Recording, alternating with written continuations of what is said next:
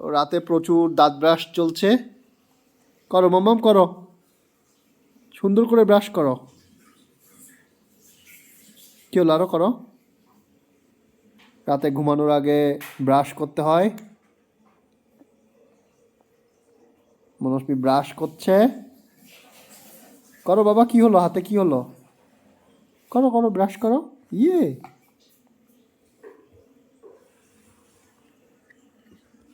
করো, মনোযোগ দিয়ে ব্রাশ করো। হুম। কি হলো, কোথায় গেল ব্রাশ, কোথায় গেল? এই যে আরেকটা ব্রাশ। করো, কোথায় গেল ব্রাশটা? হ্যাঁ, সুন্দর করে ব্রাশ করো। নাইস,